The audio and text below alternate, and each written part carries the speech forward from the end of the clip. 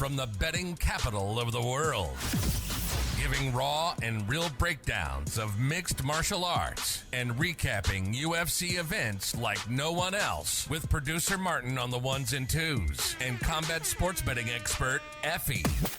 You're listening to Any Action Sportscast. Any Action Sportscast. So put your headphones on and let's take this podcast to the next level. This isn't a podcast. It's a sportscast. What is up, guys? We are back. It's your boy Effie with Any Action Sportscast, here to go over UFC 299. Sean O'Malley taking on Chito Vera 2.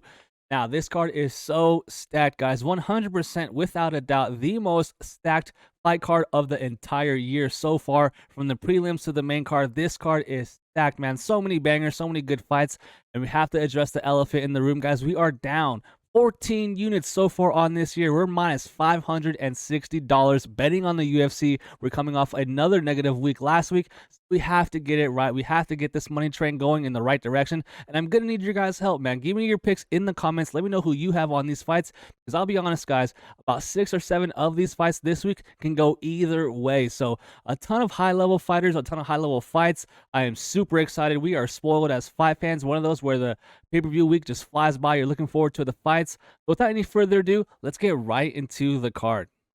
In the very first fight, we have a women's flyweight fight between Joanne Wood and Marina Munoz. Wood comes in as an underdog at plus 165, while Munoz comes in as a favorite at minus 200. And while I do think that Munoz will win this fight, I believe that minus 200 is a little too wide for me, because to me, this is a rematch, obviously, and we saw Munoz, get her submission off the back against Wood in that first matchup. But to me, Munoz's wrestling and the ability to get the fight down on the mat isn't that great. Joanne Wood should be able to stuff the takedowns here and keep this at range. I feel like a lot of this fight will be taking place in the clinch along the cage, and it's going to be a pretty 50-50 fight in those positions. But I do think that Munoz does have the better submission offense here, and I think that Wood, her submission defense just isn't that great. I will say Joanne Wood's racked up quite a few losses here most recently in her career, and she's contemplating retirement at 38 years old. It's tough to get behind a fighter, that's already talking about retirement. Obviously saying she's going to retire after this fight. She's going to give it everything she has. But I just don't want to get in the position of backing a 38-year-old, fighter that's going to retire after the fight. Give me Munoz to win this fight, beat Wood for the second time. But I do worry that minus 200 is a little bit too wide. For my official pick, I am going to go with Munoz to win a decision in this fight. But I wouldn't be shocked if she does eventually land that submission later in the fight.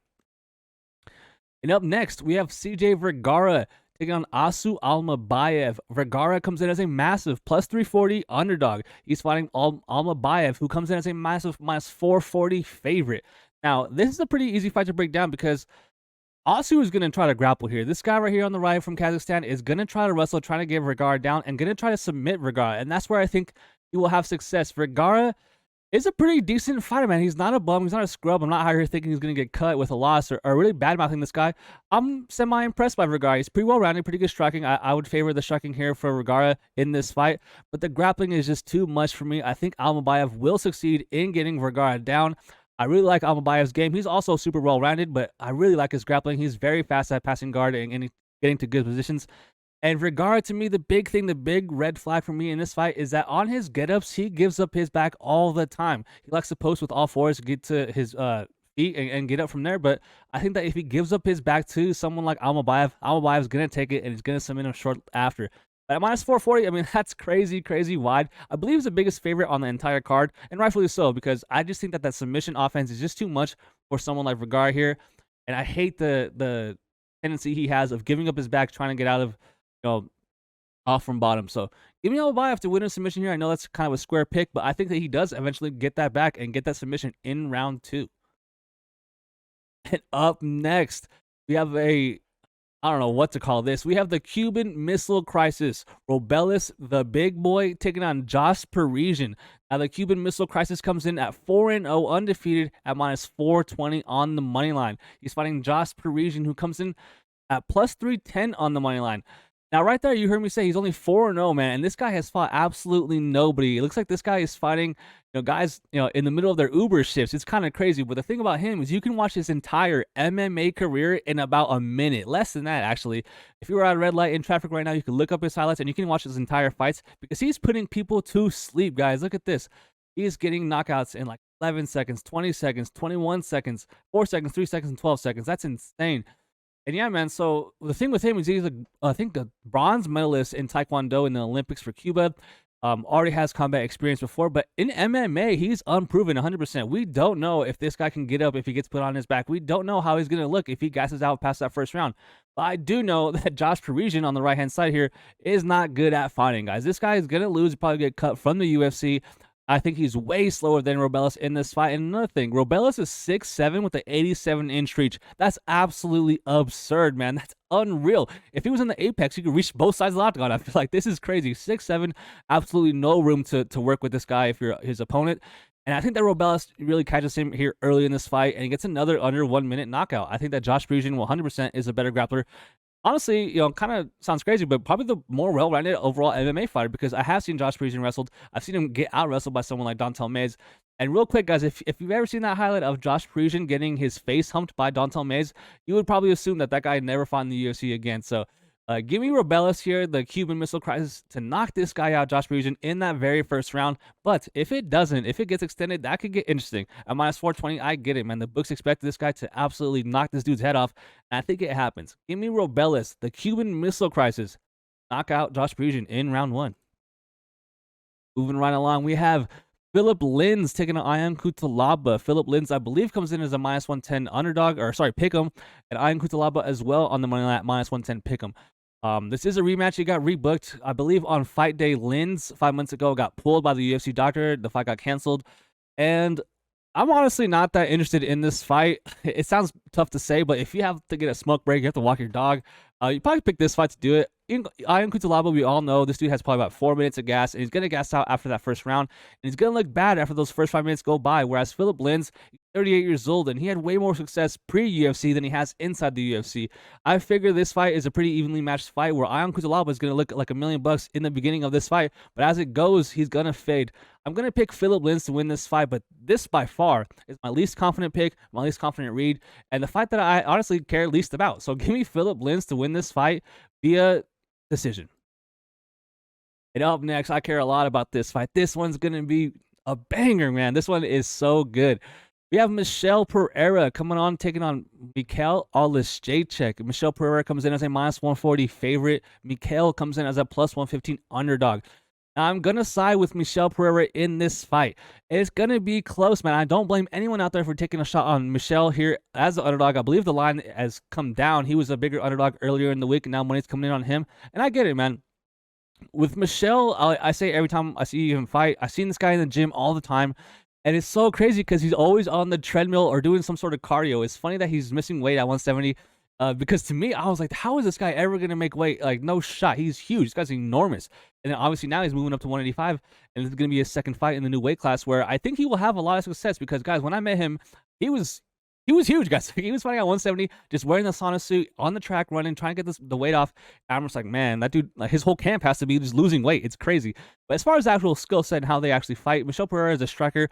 Both these guys are. Mikel, on the right-hand side here, the Polish dude, probably has the better, more sophisticated, actual clean, crisp boxing. I actually do like the boxing from Mikel. He has a lot of good forward pressure. Mikel Pereira has more of the lateral footwork movement. He has a capoeira style from Brazil and throws more kicks. And also, I've seen him grapple way more than Oleksiejczuk in the UFC. I don't really foresee that being his route to victory in this fight. I expect this fight to be a striking fight at 15 minutes at distance here. And I'm going to lean with Mikel Pereira. I really like him in this weight class. But if you're a Mikel backer, Oleksiejczuk here, him coming on strong at second and third round isn't out of the question, man. I think that his forward pressure is really going to give Mikel Pereira a lot to think about. He's going to be using a lot of his cardio, just moving laterally, trying to get away from this guy. And I think that he's going to be, trying to crash the pocket, go in and out quick, and he's going to have success. So give me Mikel Pereira to win this fight via decision. And that's another thing. Mikel doesn't really tend to win decisions here against higher level fighters. He's usually knocking out his opponents. And if he does go to decision, he tends to lose. But man, I think this is going to be such a clean fight. I don't, like I said, blame anyone betting on the underdog here. But for me, my pick will be the favorite, Mikel Pereira, to win via decision. And up next, we have another really live underdog, in my opinion. We have Pedro Munoz taking on Phillips. Pedro Munoz comes in with a 20-8 record, currently sitting as a plus 185 underdog. He's taking on Phillips, who comes in with an 11-2 record, currently sitting as a minus 225 favorite. Now, there's a huge age gap in this fight going in the way of Phillips toward him in his favor. He is 28 years old, while Pedro Munoz is already 37 years old. And at this weight class, guys, 37-year-olds at bantamweight is ancient. I can't pick Pedro in this fight, even though I do think that he is a higher-level fighter, more well-rounded fighter with better experience. Just that he's over the hill and now on the downturn of his career. He's coming off losing to Chito Vera, where he did all right. He threw, it was a pretty close fight, but I had Chito winning that fight. We'll talk about him later, but I don't know, man. I feel like Phillips for sure fades, and I feel like that's not like I'm not hating on him or trying to criticize the guy a lot. I feel like that's pretty accurate. I feel like not a lot of people would argue that Phillips should win round 1. Round 2 will be close, and I expect Phillips to lose round 3, so it's going to be a close fight. At minus 225, that is wide in my opinion. I think that Phillips has the long-ranging striking to win this fight at distance, but Pedro Munoz, I mean, he doesn't throw a lot of hands, or jabs, I should say. He throws thumping low leg kicks, and if he can immobilize Phillips, keep him from moving laterally as much, this could get interesting, man. I had money on Barcelos in Phillips' last fight, and if we had some more time in that fight, I think Barcelos would have came on strong. So I know Phillips, got busted for steroids during USADA, and now that there's no USADA, I'm interested to see how he looks. But I'm gonna go with the young guy here. He also has a huge 7-inch reach advantage in this fight, 2 inches of height going towards Phillips. I think the young guy Phillips wins this fight. I definitely don't see him finishing Pedro Munoz. Pedro Munoz is one of the most durable guys on the planet. Give me Phillips to withstand that third round from Munoz and win a decision, but this is not minus 225 territory for me. I don't blame anyone for taking Pedro Munoz, but for me, my pick is Phillips via decision. Up next, we have a men's lightweight fight between Matias Gamr and Rafael dos Anjos.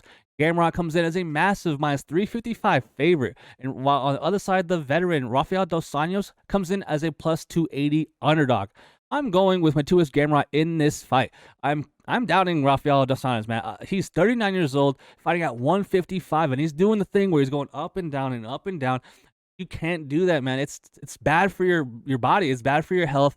And he's 39 years old, man. He just came off getting taken down by Luque 8 times. I understand that fight was at 170, but bro, that is not a good look. You're 39 years old. You lose that fight, get dominated at 170. You've been ranked at 155 for no reason for the last 3-4 years, and now you're fighting an absolute savage. Or not even a savage, just a machine, really, in Gamr. This dude is a type of fighter like Merab Dvalishvili who will shoot 18, 20, 15 takedowns in a single fight. He doesn't care. He has cardio for days. And just dives at legs. He's diving at that single leg. He's diving on your ankle. He's trying to take you down, man. And if you can't keep up in the scrambles, he's going to put you down and keep you there. I like the wrestling here from Gamr. On the feet, 100%, I favor RDA in this fight. It should be interesting. If he is able to stuff those takedowns as the fight goes, it can get worrisome here for Gamr at minus 355. Oh, man, that's wide, but I feel like the books know. I feel like a lot of the public knows that RDA is on his way out. This is a tough matchup to come down, cut, 15 more pounds, and go against the guy that's going to be in your face, pressing you, trying to wrestle you the entire time. I will say, man, I've seen Rafael dos Anjos spending time over in Austin, Texas with the B team guys, Craig Jones and them. And that's a great idea for me in this match because Gamr is going to be shooting, man. He's going to be wrestling, going to be grappling 1,000%. And if you're working on your submission defense, your submission offense, that is smart. So good move by RDA getting time over there at B team, but I don't think it's going to be enough. I think that Gamr wins this fight. It's just one of those where one guy's ascending and the other one's declining, and I think RDA either retires for one, and for two, definitely gets taken out of the top 15. So give me RDA to lose to Matias Gamr via decision. Now, wouldn't be shocked if he gets subbed late in that fight. And up next, we have a women's flyweight fight between Caitlyn Chikagian and Macy Barber. Right there, Caitlyn has a new last name. She is recently married, so good for her. I think you pronounce that Sermonara, Caitlyn Sermonara, but I'm just going to call her Chikagian. Yeah, man, super good fight here. Kind of surprised at the line, I'll be honest. Caitlyn Chikagian comes in with 18-5 record, currently sitting as a plus 165 underdog. And Macy Barber comes in with a 13-2 record, currently sitting as a minus 200 favorite. And now, at first, I was like, all right, cool. I'm picking Macy Barber to win this fight. Should be a good fight, good win for her. Minus 200 though. Oh man, I don't know. But then I started looking more into it, and I'm like, oh man, I think I actually like Caitlyn in this fight. So yeah, my pick is Caitlyn to win this fight. But guys, I have to say one thing, because I'm filming on Thursday. This is Thursday afternoon. We've already had our UFC press conference. They've had media day. Tomorrow's the weigh-ins, and then the face-offs, and then we fight on Saturday. So a lot of the fight week has already passed. Caitlyn Chikagian was saying some things at media day that really has me worried, man. She, and this is terrible, but she had multiple miscarriages since her last fight, and that sucks, man. That's really sad, and I hate to hear that. And so she's saying stuff like she took a fight to get her mind off it, and that's just a lot of darkness, and bad energy, and that really sucks, man. It's really sad. So I'm wondering if she had those children, would she even be fighting? So I wonder what kind of camp she actually had. She's getting pregnant and having those miscarriages. Whereas Macy Barber's hunting for the belt. She's probably one win away if she wins this from fighting for the belt. But dude, the skill set, man, like Macy relies a lot on her wrestling, right? I think Caitlyn can keep this on the feet. I think that she has a good enough defensive wrestling and good enough distance management to withstand those takedown attempts from Macy Barber. Macy Barber likes to rush forward, bum rush you, get you in the clinch and elbow you from there and trip you from there. I think that Caitlyn is strong enough, savvy enough, and has enough strength to reverse positions and keep this fight on the feet. In that distance, I favor Caitlyn Chikagian. Caitlyn Chikagian is those type of fighter that you hate to see, hate to watch, where she see he on, and I guess the refs like it. But man, Macy Barber is also showing improvements. I doubted her against Rebus. I had picked Rebus. I don't know if I bet Rebus or not, and she showed up 100% in that fight. So it's one of those things where I'm kind of getting tired of doubting Macy Barber because she keeps winning. So it's tough. It's not like I don't like the girl, but man, give me Caitlyn Chikagian, man. I think this team is super motivated. It does suck. She is 10 years older here than Macy Barber. 10-year age gap never goes your way, but I gotta do it. I gotta go with Caitlyn Chikagian to keep this fight, standing and win a decision. I wouldn't be shocked to see Macy Barber win a decision, but I'd rather bet that than her minus 200 money line. Up next, we have the featured prelim. Last prelim on the card before the pay-per-view starts. I can't believe this is on the prelims. That's how you know this card is stacked. This could be a main event on another fight night. We have a heavyweight banger between Curtis Blaydes and Jailton Almeida. Curtis Blaydes comes in 17-4 record, currently sitting as a minus 110 pick'em. Jailton Almeida comes in 20-2, currently sitting as a minus 110 pick'em. So, man, where do I begin with this fight? So Jailton Almeida is going to be diving at those legs. He's going to be shooting single leg takedowns. The way Jailton Almeida fights is he throws his head kick, throws a head kick, a front kick to the face, and then he'll shoot right after. On the feet, 100%, I'm giving the advantage to Curtis Blaydes. Curtis Blaydes was lining up Derek Lewis in that first round before he sought for a takedown in that second round and got his head sent to another dimension. It was kind of funny because Jailton Almeida had absolutely no problem taking down Derek Lewis, closing the range and getting him down, but he did have a problem doing anything after that. We've seen, that's what worries me in this fight. Jailton Almeida takes everybody down, right? It doesn't matter how much you weigh, how tall you are, how much weight advantage you have over him. He's going to take you down. It's kind of crazy. But, he has no gas. He has absolutely no gas. I've seen this guy take people down, get to mount, and then, just huff and puff, not do anything. Nothing. Jailton Almeida, the lack of his ground and pound is crazy. What are we doing, bro? He's only going for submissions. It's the most craziest thing to see. And that's where this fight gets so interesting because I think that Curtis Blaydes is a great wrestler, right? I'm high on his wrestling 100%. I'm not saying he's not good at wrestling. I just haven't seen him match up against someone that's going to be purely trying to wrestle him. He's fighting a lot of strikers, a lot of power punchers. Of course, it's heavyweight, and no one's really matching him in the grappling area. We never really see him have to use defensive grappling at all. I know he got taken down by Volkov at the end of that fight, but he landed 24 takedowns or something crazy on Volkov in that fight, so I can't really blame him for that. But, man, I'm going with Jailton Almeida, man. I'm going with Jailton Almeida sub round 1 or 2. I know, guys, whoever wins this fight will look like minus 1,000, right? If Curtis Blaydes can stuff the takedowns and keep this on the feet, he's going to pick apart Jailton Almeida 1,000%. But if Jailton Almeida can get Curtis Blaydes down with relatively no pushback, I think he schools Curtis Blaydes on the mat. It's kind of crazy. Oh, man, that's another thing I'll mention about Jailton Almeida. This dude always weighs in super light. He'll weigh in at 220 pounds, and his opponent will come in at the limit, 265. And he doesn't care. He is so fast. His speed is so good. Not having to put on that extra weight. It's kind of crazy he doesn't fight at light heavyweight. He just chooses to fight at heavyweight where he knows he can out-grapple pretty much every single one of these guys. But, man, level of competition, experience, overall game, 100% goes to Curtis Blaydes. So you would think I'd be picking him, right? But I can't. I'm going with Jailton Almeida to win this fight via submission because I do think that he will be able to take down Curtis Blaydes. Like I said, guys, whoever wins this fight is going to look like 1,000. So minus 1,000, I should say. So give me Jailton Almeida to win this fight via submission round 2.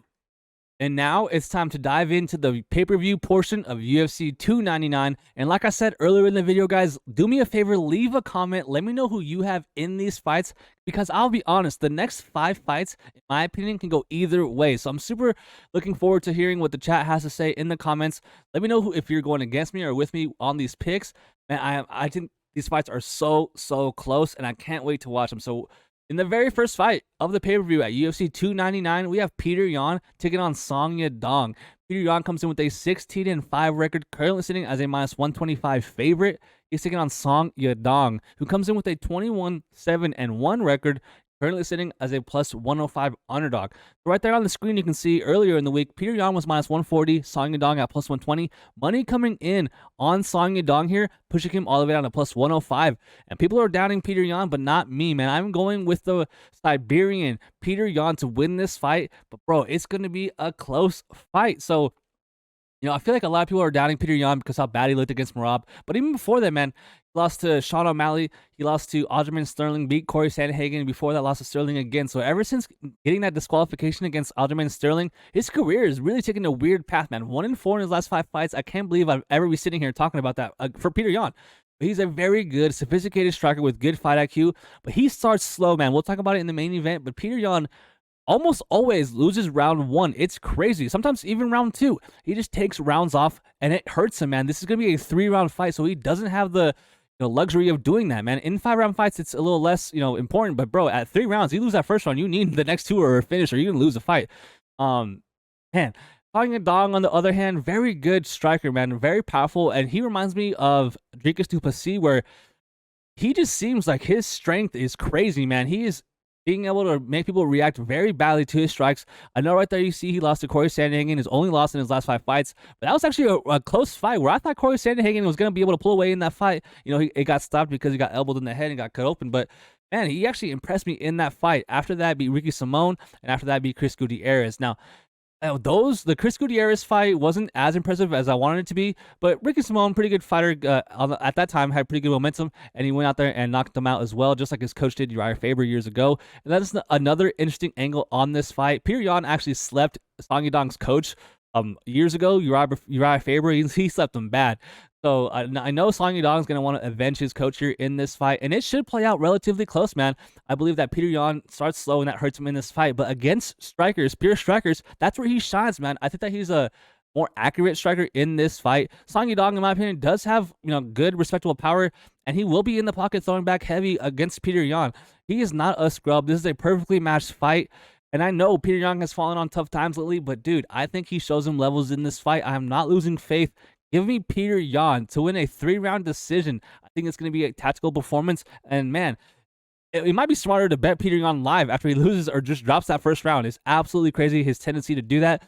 And hopefully Song Yadong doesn't make him pay for it. So as far as the grappling in this fight, Song Yadong comes from a very good gym, Team Alpha Male out there in California, who also has a teammate, Macy Barber, fighting on this card. And I actually do like the grappling from Song Yadong. I watched a lot of film of him grappling over in Austin, Texas, again at B Team. And I've seen Petr Yan, out-grapple people before in the UFC as well. I mean, it's kind of crazy how much times he took down Aljamain Sterling in that first fight. And that's one thing I noticed, man. Petr Yan loves his trips. He's very sophisticated in his trips, getting you guys down via trips. And Song is there to be tripped, man. He is getting taken down along the cage a lot. I feel like Petr Yan will utilize those trips at some point in this fight. Man, I can't wait for this fight. Give me Petr Yan to win this fight via decision. Up next, we have Gilbert Burns taking on Jack Della Maddalena in the UFC's welterweight division. Gilbert Burns comes in with a 22-6 record, currently +105. Jack Della Maddalena comes in with a 16-2 record, currently -125. Now, there is a clear path for victory for Gilbert Burns in this fight. If you're betting on the underdog here, you've seen Jack Della Maddalena in some pretty bad spots against way less sophisticated and accomplished grapplers than Gilbert Burns. 100,000%, this is a step up in competition for Jack Della Maddalena. I don't care that Gilbert Burns is 37 years old, coming off a loss and coming off an injury, who hasn't fought in 9 months. He is the best fighter, 1,000%, that Jack Della Maddalena has ever fought. And that jiu-jitsu, that wrestling, that grappling is a severe, high-level threat for Jack Della Maddalena in this fight, man. we have to talk about that Basil Hafez fight. So that's what's giving me pause. Jack Del Mondelena was fighting Basil Hafez in a fight where he was a minus 600 favorite. It was a short notice fight for both of them since Jack's original opponent, Sean Brady, got injured and had to pull out of the fight. They give him a new opponent. And he was out there and he jumps guillotine like 8 times. Not really, but like, you know what I mean? Like, he was jumping guillotine every single round. It was so crazy. His corner screaming not to do it, and he still does it. Like, I couldn't believe he was jumping guillotine in that fight, putting himself on bottom. But I will say, I don't rate Jack Della Mandelena's grappling like to be 0, like white belt 0, nothing, like terrible. I don't rate that. Like, I actually do like some of his defensive grappling, some of his wrestling get-ups, his sweeps. And his IQ, like he knows like where to go, and he's not just laying on his back trying to run out the clock. But it's not even close to the same level of grappling as Gilbert Burns. That's another thing. The striking of Gilbert Burns, in my opinion, respectfully, is not even close to the striking of Jack Della Maddalena. Jack Della Maddalena has some of the best boxing, some of the best body work in the UFC. This guy's hands are elite. I feel like a lot of people who don't know who he is, who are going to be watching this pay-per-view with their friends for the first time, watching him fight, are going to be shocked at how clean his boxing looks. I think he's going to gain a lot of fans on Saturday, and I actually do think he's going to sleep Gilbert Burns at one point in this fight. I wouldn't be shocked to see him win a decision in this fight, but to me, Gilbert Burns is just too old, 37 years old, and I don't know if he's just going to be able to ragdoll Jack Della Maddalena in this fight. It's just one of those situations where maybe it takes one takedown per round, and that will secure the round for Gilbert Burns. Jack Della Maddalena is not dumb. He knows what's going to happen in this fight if he lets Gilbert Burns take him down. He's going to get head and arm choked, and he'll get submitted from there. So if you're a Gilbert Burns supporter in this fight, take his submission prop and take him inside the distance. But even then, I can see Gilbert Burns winning a decision and just riding out the round via control time like he did against Wonder Boy. But I don't think it happens, man. I think Jack Della Maddalena makes him pay for crashing the pocket and shooting. I think that he cracks him on the feet, and I think he eventually puts him out. So give me Jack Della Maddalena, round 3, knockout. And up next, we have a UFC debut, highly anticipated. We have Kevin Holland taking on Michael Venom Page, MVP, coming from Bellator, making his UFC debut, finally. Super happy about that. Kevin Holland coming in with a 25-10 record, currently minus 130 on the money line. Michael Venom Page coming in 21-2, currently plus 110 on the money line. And this is a super interesting fight because I just don't know how either fighter is going to approach this fight. On one hand, we have the better fighter. I think it's Kevin Holland. I think Kevin Holland is a better fighter in this fight. The younger fighter with more experience against higher level opponents. No offense to the people Michael Venom Page was fighting in Bellator. But I think that Kevin Holland is, to me, the better fighter in this fight. But both of these fighters don't really care about winning. Like, that sounds dumb to say, but like, they're more of showmen. They're more of like, I'm here to give you guys a show, to make the fans cheer, to give them something exciting. Whereas there's fighters that are just meat and potatoes. I want to win. I want to move up the rankings. I want to get my title shot, become champion, blah, blah, blah. That's not Kevin Holland. That's not Kevin Holland at all. He wants to be exciting. But I do think that he has pride, man. I don't think that he's going to let this guy from Bellator come in and just take his lunch money and beat him and embarrass him in his debut. Similar to Dan Hooker against Michael Chandler. Whereas Michael Venom Page, and he's almost 37 years old. Like, he's a striker that relies on his speed. He has that karate bouncing style where he's going in and out. He's standing sideways. Relatively no guard. He's like letting his hands, fly. He's like a flow state type fighter, and he's good. Don't get me wrong. He is good. Very good striking. Very good kicks. Very fast and can go down both stances. Good rig management. Good lateral movement. I like the guy. I like the striking from Venom Page. But in theory, Kevin Holland has a huge grappling advantage in this fight. But I don't expect him to use it because, like I said, he wants to be exciting. I expect this to be a 15-minute striking fight. But I also can see this being super, super boring. Both these guys rely on their opponent to crash the pocket and dart in first, where they can snipe them and counterpunch them. And if neither of them is doing it, it could get really boring. So they're mentioning it in media day how they're going to talk trash to each other during the fight. And I don't know, man. I don't really like that antics. I want to see these guys throw down. So yeah, man, give me Kevin Holland to win a decision in this fight, but I wouldn't be shocked if he finishes Michael Venom Page. My official pick for this fight, Kevin Holland to win via decision. In the co-main event, guys, here we go. Let me know who you have in the comments for this one. We have a lightweight 5-round fight between Dustin the Diamond Poirier and Benoit Saint Denis. The God of War versus the Diamond, man. I can't wait for this fight. A lot going into it, man. So we have Dustin Poirier coming in with a 29-8 record, currently plus 145 on the money line. He is 35 years old. Benoit Saint Denis, God of War, coming in with a 13-1 record, coming in at minus 175, 28 years old, 5'11 with a 73-inch reach. So right there, that line has moved, man. At minus 175, I wish I could have got in on St. Denis. He is around minus 230, minus 240 now. Money coming in on St. Denis, and it's not stopping. People are doubting Dustin Poirier in this fight. And I'm going to be one of them, man. I think Dustin Poirier gets finished in this fight. Nothing against the guy, man. The guy's an absolute legend. One of my favorite fighters of all time. But, man, you can't defeat Father Time. He is 35 years old. A lot of outside the octagon things that I don't like going for Dustin Poirier in this fight. He's 35, coming off a knockout loss, and he has made so much money in this fight game. He has done everything you can ask for in a UFC career other than become UFC undisputed champion. Has a family, has a kid, and he's at media day talking about how he's going to leave something in there he'll never get back, and he's at peace with not losing, but like what's going to happen in there, talking about violence. And I don't know, man, I'm just getting retirement vibes from this guy, whereas St. Denis is hungry, young, and climbing the rankings toward the belt. And I think that Vegas is right to favor him as to put him as a favorite in this fight. St. Denis is finishing every single person he fights. Is absolutely crazy. We know we saw him get absolutely crushed in Abu Dhabi by that ref that wanted to see a dead body and didn't call the fight. But that's another thing. St. Denis is super, super durable. Yes, his striking defense isn't the best. Yes, he gets marked up a lot in his fights. Man, another guy, more so than Song Yadong to me, Benoit St. Denis reminds me of Dracus du Plessis. This dude has to have the most dense bones at 155. He stuns people with jabs. It's crazy. Like, he'll just barely touch you and then they react horribly. I mean, I get Dustin Poirier has very slick and crisp boxing, probably the best in the 165 division. But St. Denis, man, he is more wide and loopy to me. But like another one of those guys where you can have your guard high and he can hit you and it will fucking hurt, dude, 100%. I mean, as Dustin Poirier got head kicked by Gaethje and that went around his guard as well and got him knocked out. Man, I think Benoit St. Denis absolutely puts out Poirier via him utilizing his striking to set up his takedowns. Benoit St. Denis has very good grappling, guys. He is very strong, very good submissions. And Dustin Poirier gives up his back all the time. When he's matched up with a good grappler, he's getting his back taken. He's getting submitted. Man, he was getting rocked all over the place against Michael Chandler in that first round. He can't afford to start slow against Benoit St. Denis. I think that St. Denis comes on strong, overwhelms Poirier, and finishes him within 10 minutes of this fight. If this fight doesn't end in the first 2 rounds, I think Poirier comes on strong late in the fight, 3-4-5, going to Poirier. I can 100% see him withstanding that first tidal wave and then putting it on St. Denis as Denis, blows his gas tank early in this fight, looking for a finish and doesn't get it. I can see that happening 100%. This is the type of fight where, let's say if Poirier wins, everyone's going to be saying, oh, man, we disrespected him on the money line. The legend got disrespected. And that could be 100% true. But I don't think so, man. I think that St. Denis finishes this guy. I think he submits him, takes his back in that second round.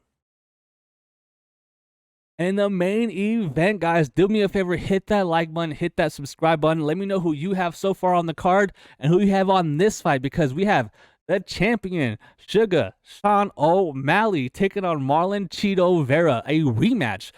O'Malley comes in with a 17-1 record, currently minus 245 on the money line, 29 years old, 5'11 with a 72-inch reach. He's fighting Marlon Chito Vera, the only man to ever defeat him in MMA, who comes in with a 23-8-1 record, currently plus 200, 31 years old, 5'8 with a 70.5-inch reach. So I know I just said that O'Malley's a minus 245 favorite, but that's actually moving, man. He's around minus 270, minus 275 now, and to me, that is too wide. Do I think that Sean O'Malley could win this fight? Yes. Do I think that minus 275 is wider than this fight will actually be? Yes. Like we have said about Peter Yan, Marlon Chito Vera absolutely has a horrible habit of losing that first round. Up until his last fight against Pedro Munoz, he had lost 8 straight first rounds. Like, that's crazy. He's winning fights. Don't get me wrong. He's winning the fights, but he's just dropping round 1 at a crazy clip. So here I am thinking, okay, maybe I'll bet Chito Vera.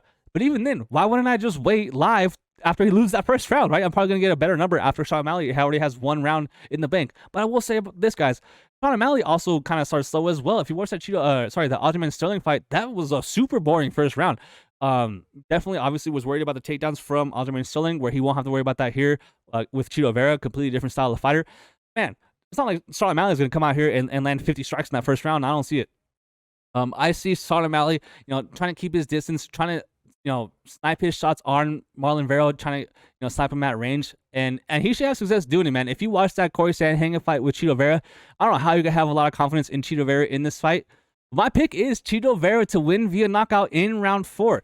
I think that the first round will go to Sean O'Malley, and so will the second round. But I think that that third round will be the swing round, the round that the fight will come down to, because I expect Marlon Vera to win the 4th and 5th round, if not finish Sean O'Malley when it gets there. Sean O'Malley has never been in the 4th round, has never been in the 5th round, and he's never knocked out someone as durable as Marlon Vera. The people that Sean O'Malley is knocking out, guys, are, I'll say it, not good. I mean, other than Aljamain Sterling.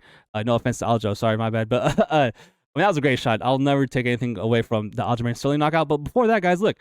I mean, Chris Moutinho, like that dude, he didn't even knock him out. The ref stopped it, all right? So he was taking a million of his strikes. That guy's not in the UFC. Thomas Almeida, not in the UFC. Eddie Weiland, not in the UFC. Jose Alberto Quinones, not in the UFC. I mean, what are we doing? Like, this is crazy. Like, I don't know. I just don't think that he has the striking to knock out Chito Vera. Chito Vera is super durable. He's never been knocked down. Forget getting knocked out.